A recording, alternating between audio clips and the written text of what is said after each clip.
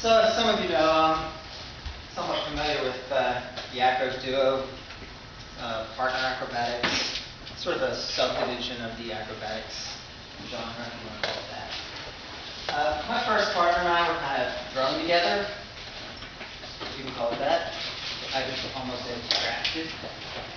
And we didn't really know each other at all. We were total strangers. And after several months of training together, I didn't think we were a good match at all. It seemed like everything was always something wrong. And usually it was my fault. It seemed like I wasn't strong enough. That came up a lot. Or I was too muscular. That came up a lot. I was inflexible. That came up a lot. But you see my point. Even if we were having a bad day, somehow it was my fault. Or at least that was always the impression I was seeing. Regardless, we kind of did okay. Looking back, I would even say we did pretty well. But then she moved away, and training time with her became infrequent, to say the least. So it became permissible. Oh, wait. Let me backtrack here a little bit.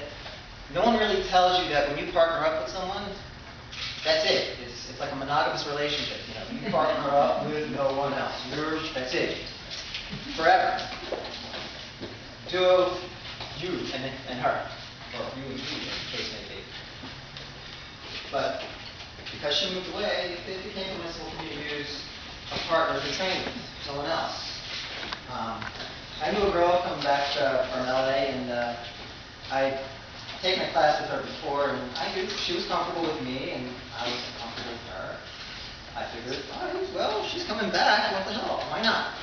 I emailed her, suggesting that, or asking that if she'd be interested in training with me, and she was game. I said, all right, sure.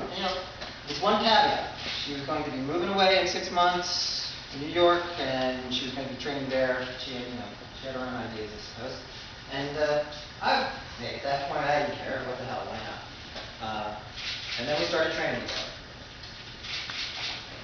And it was a revelation, actually, to say the least. I was pretty shocked, actually. Wow, we moved so well together. She was a little heavier, but that didn't matter. Well, except when she was standing on my head. And well, even then, she had such good balance, and it didn't matter as much as it might have been, as it might have. But we moved so well together, I knew exactly where I needed to be to support her in her efforts. I knew what to do. It seemed like there was nobody at fault here. Everything was fine. Everything seemed. Wow, this was an amazing experience. This is what acro duos should be, right?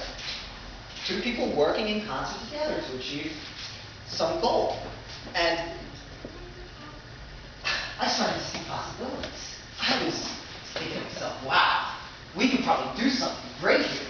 I felt awesome. When I enjoyed training with her. I really liked training with her. And I would look forward to each session. Because seemed like there was nothing we couldn't do. I mean, we would eventually figure something out. And when she reached out, I was there to support her. And it was fine. It was awesome. It was a great experience. And then 6 months passed, and she moved away. Yeah. Nothing that I could do. I mean, nothing I could say. I mean, I couldn't. She had her own path. She was bent on doing other things. I'm not gonna lie, I can't say I wasn't disappointed. I can't say I wasn't hurt. But she had given me this great experience, and I could only tell her, look, there's a place here for you. If you ever decide to come back, please, don't hesitate.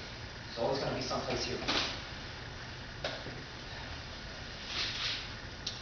After that, I really didn't feel like partnering up with anybody else, really. I mean, it